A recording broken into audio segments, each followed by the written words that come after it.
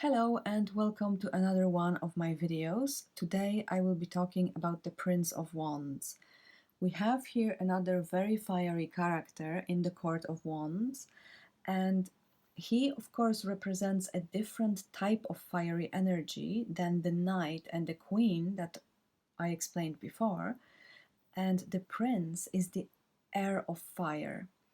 So, being a prince, he's first assigned to the element of air, as all princes are, and secondly, he's assigned to fire because he's in the Court of Wands. So, we will see what his character is like with this air and fire mixing together. But first, let's have a quick look at how he is presented here to us in this card. We can see that he's a very confident person. His arms are open even though he's naked, and all of the princes in this deck are depicted naked. So we can see he's not afraid of anything. He's traveling in this chariot. So again, all of the princes in the deck have chariots. His chariot looks like it's made of fire and is drawn by a lion. And we can see that he's holding the phoenix wand in his hand, and he has a sigil on his chest, and I'll explain what this all means in a moment. But first, we're going to start with a quote from the Book of Thoth that explains what he looks like. He wears a rayed crown surmounted by a lion's head winged, and from this crown depends a curtain of flame. On his breast is the sigil of Gatherion.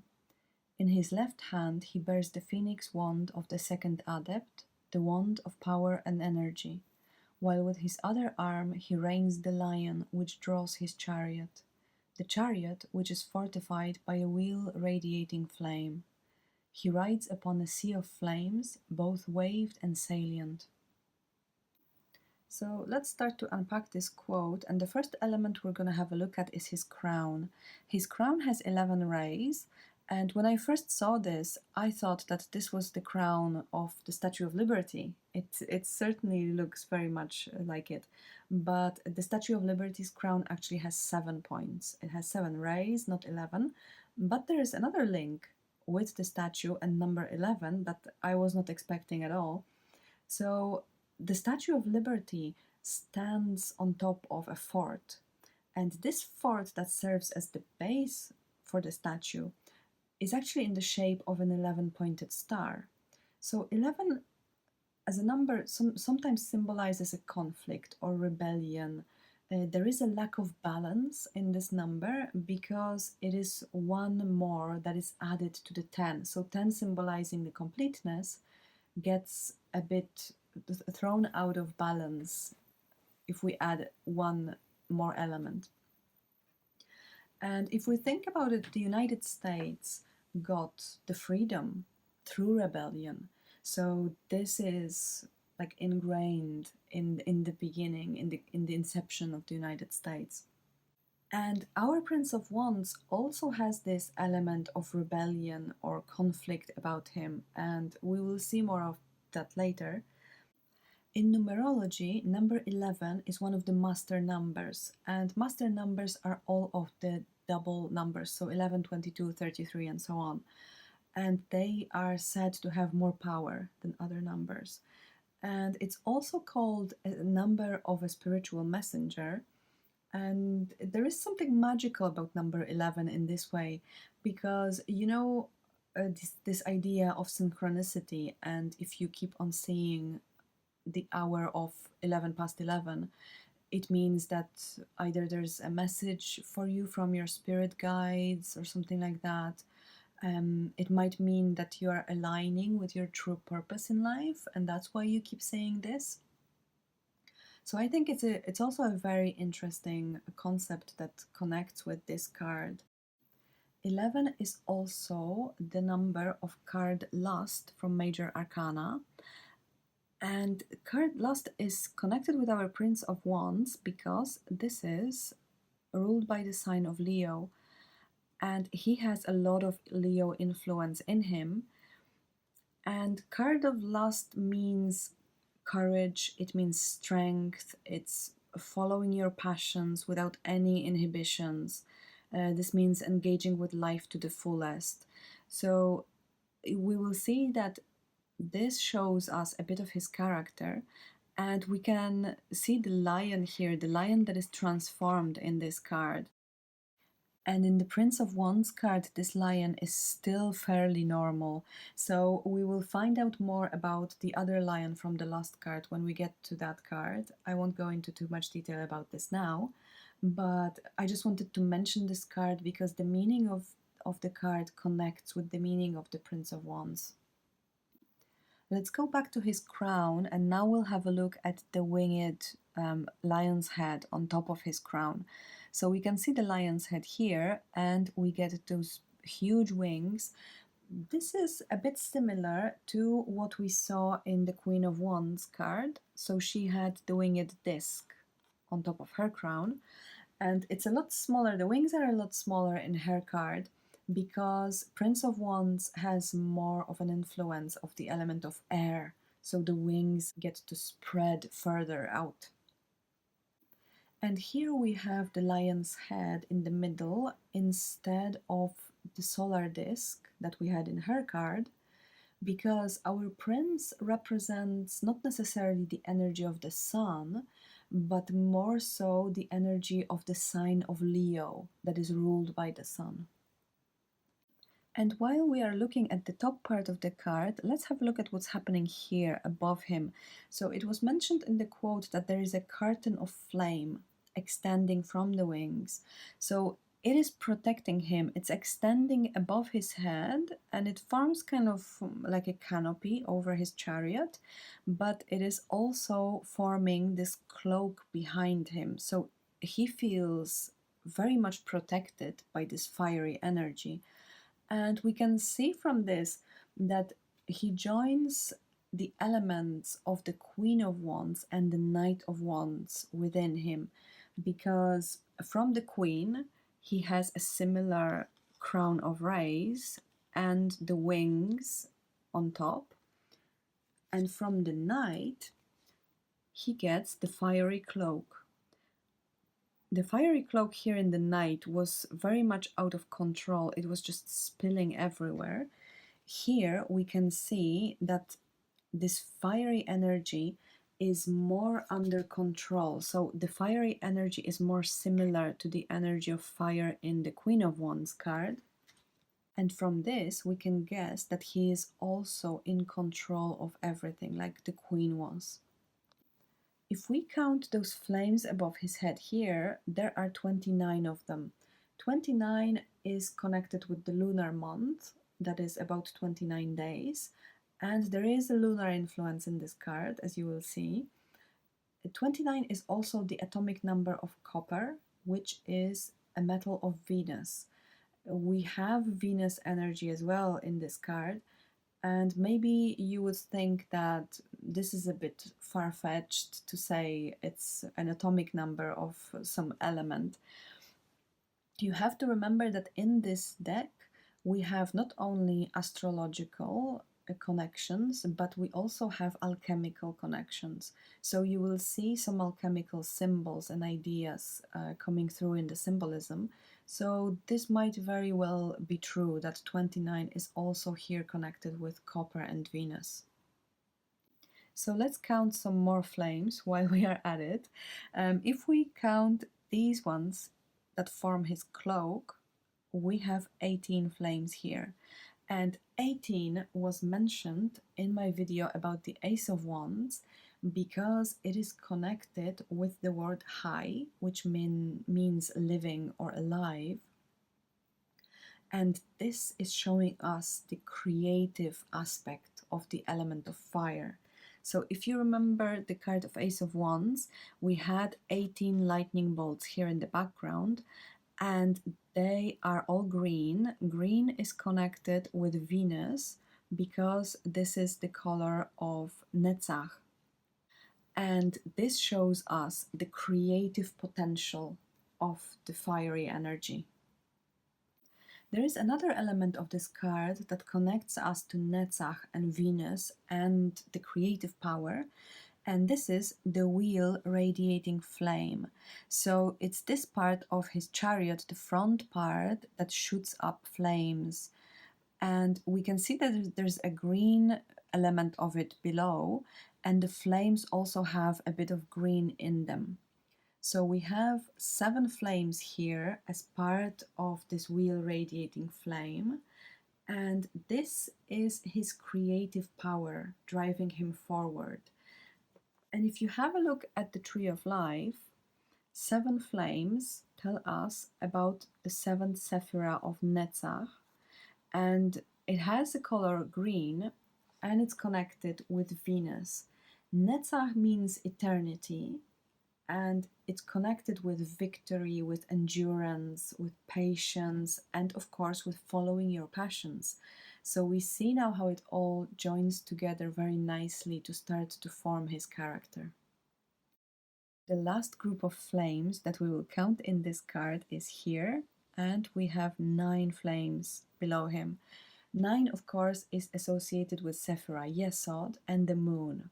So we will see this lunar influence in him and where it comes from when we get to the decans that he rules. But first, I wanted to quickly mention that because we have the moon influence here and also in the 29 flames that mean the lunar month, it looks like he is being kept safe by the moon. You get this feeling that he is being encircled by lunar energy to help him and to keep him safe. Let's have a look at the sigil that he has on his chest now. So you saw this before in the Five of Wands. It is here in the solar disk. And this is a sigil that Crowley used as his personal symbol, you might say. He called himself Tome Gatherion, which is the great beast. And the sigil is supposed to represent the power of divine masculine and divine feminine combined. In Thelema, Therion is a male deity, and he has his female counterpart, who is a scarlet woman, and she is also called Babylon. This is her in the last card. So the sigil is the power of Therion and Babylon combined, and this was like a very powerful symbol. And Crowley's personal sigil is on both of these cards because he identified heavily with the Prince of Wands.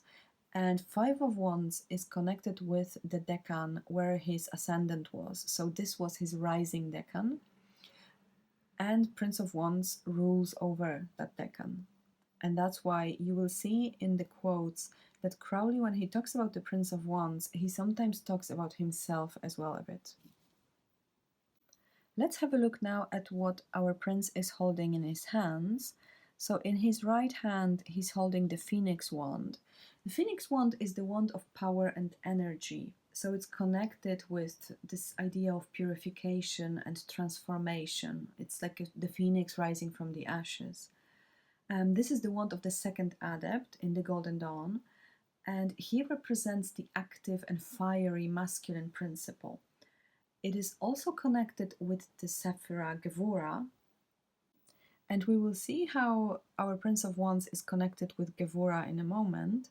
But I also wanted to tell you about the wand, that it is used in the Golden Dawn ceremony to bring into action the powers of life and the vital heat of existence. And this is another element of his character that we will see coming through. In his left hand, he is holding the reins. Well, we can't really say that he's holding them. They are just like draped over his wrist. And this means that he is not controlling the lion that draws his chariot. He's not really controlling where he is going.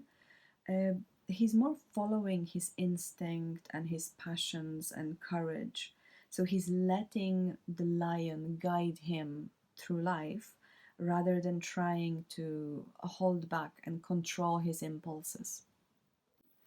Now let's hear a quote from the Book of Thoth that will let us understand a bit more about his character. The moral qualities appropriate to this figure are swiftness and strength, but he is sometimes inclined to act on impulse, sometimes easily led by external influences, sometimes, especially in trifles, a prey to indecision. He is often violent, especially in the expression of an opinion, but he does not necessarily hold the opinion about which he is so emphatic. He states a vigorous proposition for the sake of stating it. He's in fact very slow to make up his mind thoroughly on any subject, but always sees both sides of every question. So we can start to see here how all of the court cards from the suit of wands share some of the qualities, and they are all quite strong, they are all very active. We can see that there is this element of acting on impulse. There is this fire within all of them that sometimes makes them violent and makes them react aggressively. But we can see here that the prince, because he is the heir of fire, so he is violent, especially in the expression of an opinion, because the element of air is connected with intellect. So intellect and our thoughts, this is the element of air. And that's why he will be violent in speech. So he will want to win an argument, and he can even say something that he doesn't really believe in just because he wants to win the argument. So there is this fiery passion and the desire to win that is in all of them. Let's have a look now at where he is on the Deccan Wheel. So we have our Prince of Wands here. He rules over the last decan of Cancer and two first decans of Leo. And the cards that he rules are Four of Cups, Five of Wands, and Six of Wands. So princes are always assigned to 4, 5, and 6. And if we have a look at the Tree of Life, we will see that they are always placed here in the ethical triangle. So they rule over Hesed, Gevurah, and Tiferet. And this is why they are so volatile and they cannot make up their mind. Of course, it also has to do with being assigned to the element of air that is really changeable and fickle, but it's also because of Hesed and Gevurah are the opposites of a decision. So Hesed would mean in this case following the rules, and Gevurah would mean destroying the rules or rebelling against the rules. And between these two, they have to find balance, which is Tiferet. So they all have this advantage of having access to Tiferet, which is like the most harmonious of all of the Sephiroth. And it's a lower reflection of Keter. So it balances all of the energies that are around her. But there is always this choice between Hesed and Gevurah that they swing between. And depending on what suit they are in, it works out better or worse for them. The Prince of Wands, because he is connected with Leo, and Leo is ruled by the sun, so he is very harmonious with Tiferet, and he has a lot of potential to find this balance in his life. And if we have another look at the Deccan Wheel, we can see that he rules the time from the 12th of July until the 11th of August. And this last decan of Cancer, which is the moon in Cancer, this gives him this lunar protection that we saw in the symbolism of the card. And Jupiter is exalted in the sign of Cancer, so he has a bit of his character that will follow the rules, and he is very righteous. But we also have two decans of Leo in his character, and Uranus is exalted in Leo, and Uranus will give him the rebelliousness and his sense of individuality and originality that he needs to follow. So he will have more tendency for rebellion than for following the rules. Let's see the cards now that he rules over, and this will tell us a bit more about who he is. The first of the cards is the Four of Cups. So this is our moon in Cancer, and this is a positive card, but it also can mean being bored and being like dissatisfied with what we have. It doesn't make us happy anymore. Maybe there is a bit too much focus on material gain and we are starting to take things for granted. So there is a bit of a quiet dissatisfaction with this card. The next card is the Five of Wands, and Five of Wands is competition. It means arguing, maybe it can mean also inner strife. There's trouble in relationships. So overall, this card means that you are unhappy in current situation and you have to fight a lot with everyone around you. And the last card is the Six of Wands, which is his connection to Tiferet. And this is actually Jupiter in Leo. So remember when Jupiter was exalted in the sign of Cancer, this is another influence of Jupiter. And you can see in the background, we have this lunar energy as well here in this card. And Six of Wands is just victory, success, it's spiritual progress, this is harmony, and this is public recognition.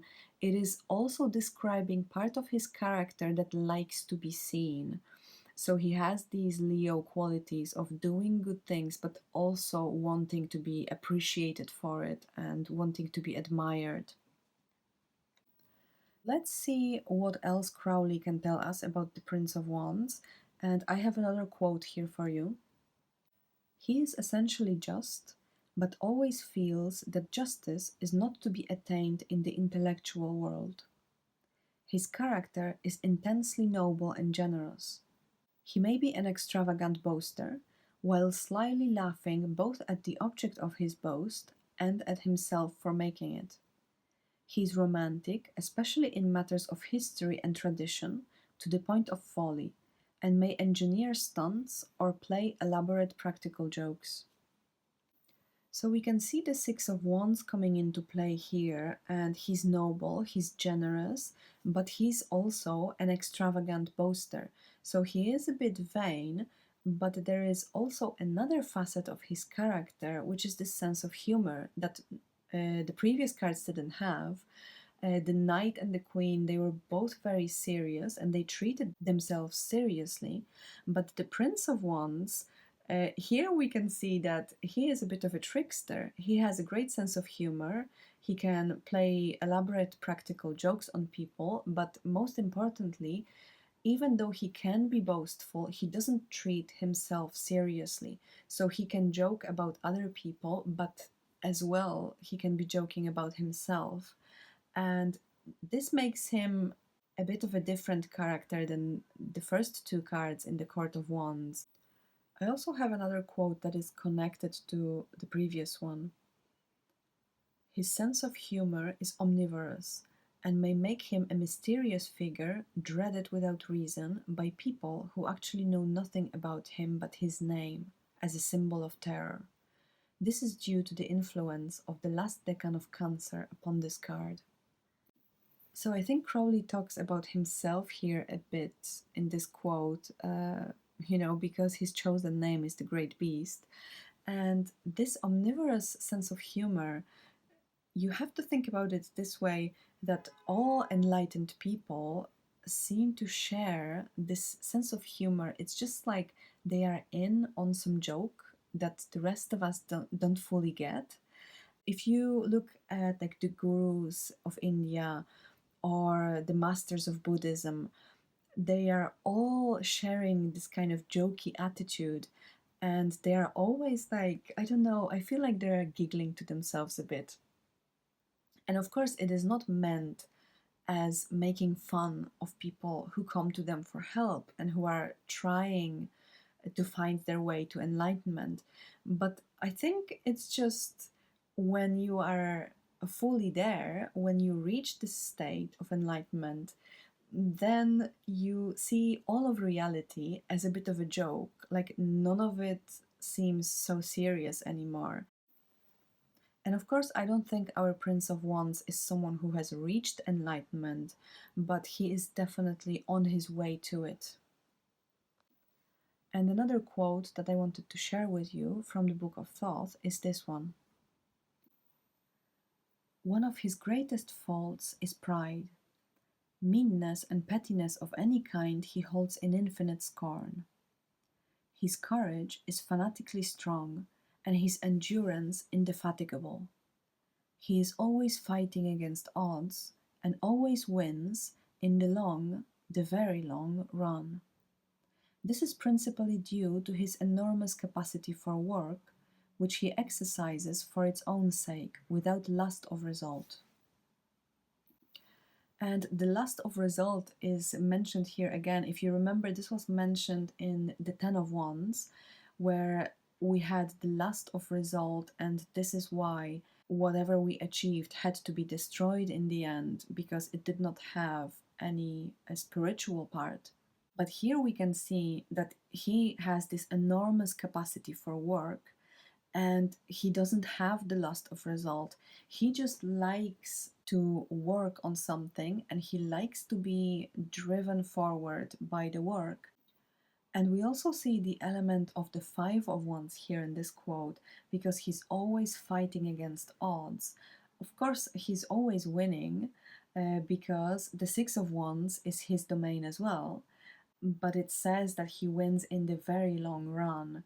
So the road to the Six of Wands for him always leads through the Five of Wands. So he always has to struggle to get the result. And the last quote I have for you about the Prince of Wands reveals something about the other side of his character. When this card is badly dignified, the character degenerates. Each of the qualities mentioned above is found in its antithesis. There is great cruelty in him, partly sadistic, and partly due to callousness arising from indifference, and in a sense laziness. So too he may be intolerant, prejudiced, and idle principally because it saves trouble. He may furthermore be an empty boaster and a great coward. So we finally see his bad side here. And there was a bit of criticism of his character before, but this is like his true bad side. And he is overall a very positive card, but every one of the court cards will have this shadow side because they are all supposed to be human characters. So no human is perfect, and even he has to have a bit of cruelty in him because this is the suit of wands. So the fiery energy of all of those characters brings out the cruelty and the tendency to be sadistic. It's just the nature of the element that can manifest those qualities. And of course, these qualities will only manifest, as mentioned in the quote, when the card is badly dignified, because overall he's a very positive character. Now I'm going to tell you a bit about how to interpret this card in readings. So if this card shows up as an action, this is something courageous. This is an action that means going after your goals and engaging fully with life. This card can also mean self-development. If this card represents a person, this is someone passionate, confident, someone creative. This person has a great sense of humor and he achieves what he plans through effort and discipline. So he is not scattered. He can apply himself really well if he wants to. He's noble and generous, courageous, and this will be someone who's really engaging with life to the fullest. So he really wants to live his life and experience a lot of things. He hates meanness and pettiness, and the shadow side of his character is that he can be vain and lazy at times. He can be boastful, and he can be really indecisive and have this tendency to argue a point even if he doesn't believe this to be true. So he will just argue to win an argument. He can have a tendency to change his mind a lot. And on one side, this is good because he's open minded. But on the other side, this can be really frustrating for someone who's his friend or his partner. He also can have a tendency for cruelty because all of the court cards from the suit of wands will have this tendency. It's just they all have this fiery character. Even though they are different facets of the fiery character, they will all have this impulsiveness and a bit of a tendency for being cruel. If our Prince of Wands was a movie character, he could be someone like Indiana Jones, James Bond, Iron Man. All of these characters have this in common that they like to enjoy life, they like all of the pleasures in life, and they are not ashamed to use life's pleasures. They are all very moral people, so they have this strong moral spine, but they are also not treating themselves very seriously. So they are also like jokey and they have a good sense of humor, which often allows them to escape from many difficult circumstances. And they are never bothered by what happens to them. They always treat everything like it's just one big adventure. And I think his character would not be complete if we didn't add some people from real life who are fulfilling his archetype as well. He is very creative. Remember when I was talking about him that the creativity propels him forward? So we should add here some of the great artists that I feel also have a lot in common with him and his character. This would be someone like Salvador Dali, Andy Warhol, or Karl Lagerfeld.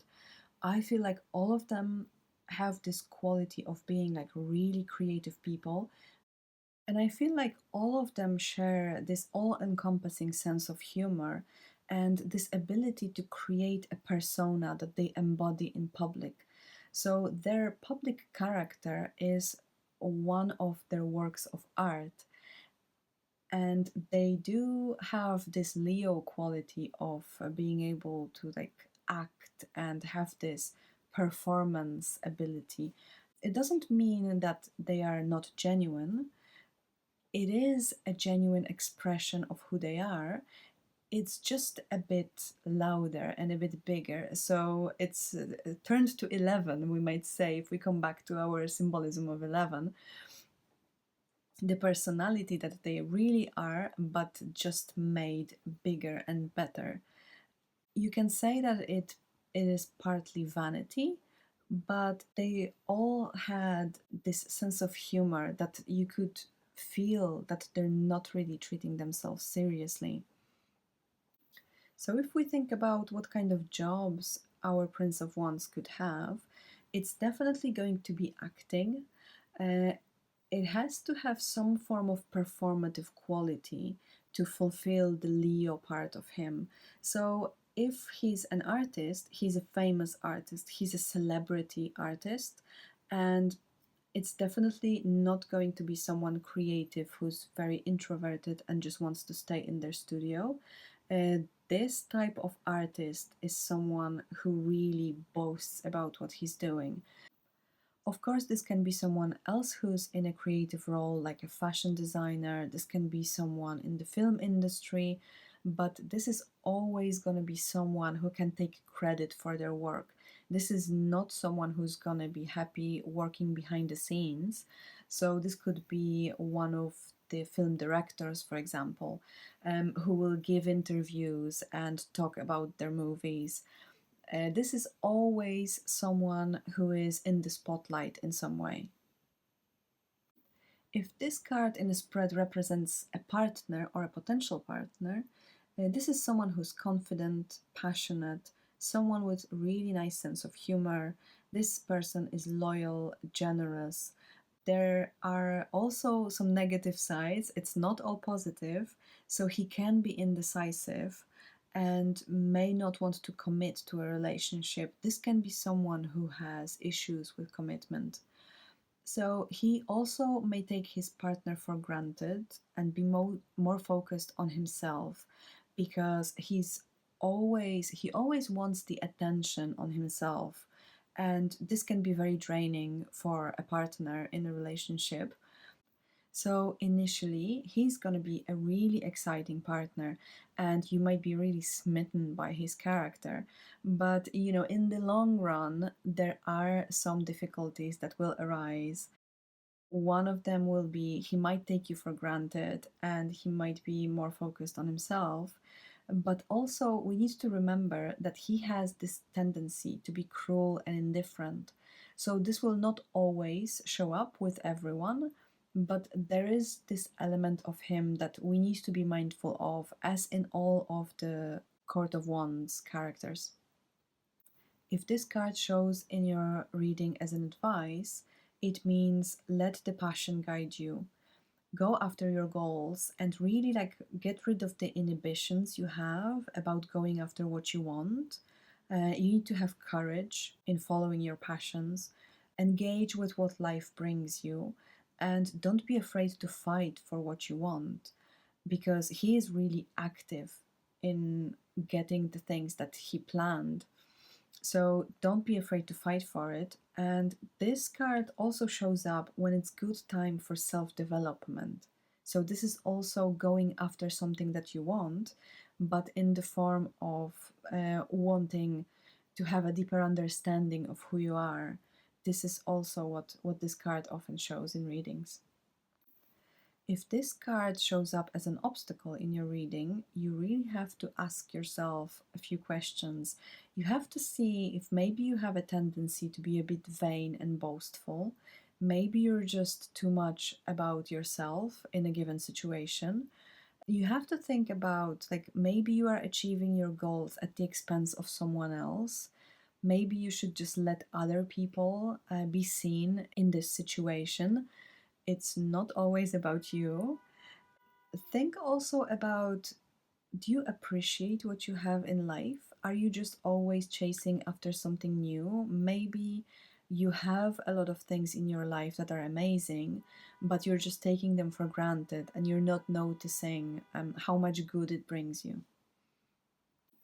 That's all for today. Thank you so much for watching the video. If you enjoy my videos, please remember to like them on YouTube and of course subscribe to my channel to see more of my videos.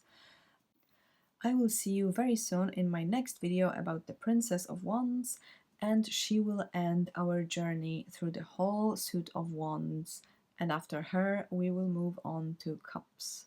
So very exciting video next time, and thank you so much for today. Bye!